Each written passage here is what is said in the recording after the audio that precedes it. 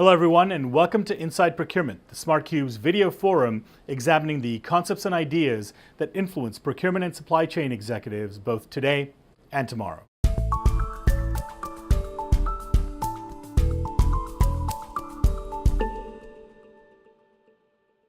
In our last episode, we talked about the importance of the optimal procurement organization model and why it's such an important consideration. We also laid out two of the most commonly considered models, the centralized and the decentralized model. In this episode, we'll continue that conversation and cover the third model, the center-led model. We'll also provide a list of the types of questions you should be asking when choosing the right model for your organization. Finally, we'll spell out a few critical considerations to think through, regardless of the specific model that you have chosen to implement. But first, let's start by talking through the third organization model, the center-led organization structure. The center-led procurement model is designed to take advantage of the best that both the centralized and the decentralized models have to offer. This model offers the advantages of both the centralized and decentralized procurement models, with frankly minimal disadvantages. The philosophy behind the center-led model is fourfold. Number one, maintain central consistency in terms of process and policy. This is done by a team of strategic policymakers and sourcing professionals who operate as a center of excellence. This group develops the framework for procurement processes, technologies, competencies, and other activities. This group ensures consistency and reasonable control. Number two, manage spend for key categories where it makes sense on a corporate, global, cross-organizational basis. There will be some categories that are strategic, where the needs are not tied to local peculiarities, where there is a need for central expertise, or where the supply market is well developed.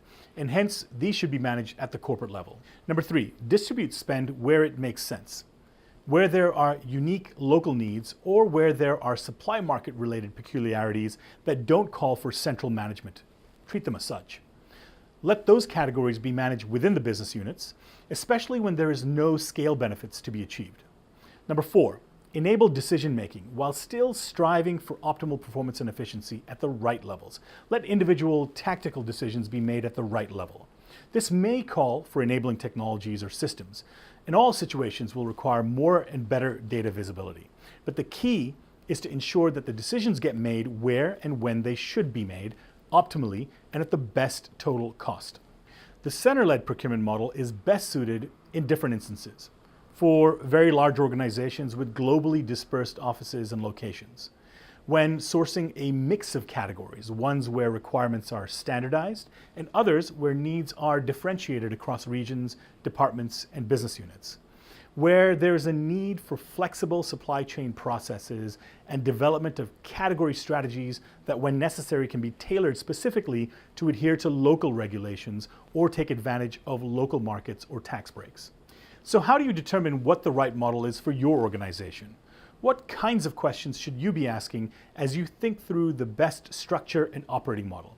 Clearly, there's no simple formula, but there are a number of questions that you should be asking. How large is your organization? How fast are you growing? The younger and faster growing the organization is, the more nimbleness you will need. What is the BU culture? Is it independent or is it centrally aligned?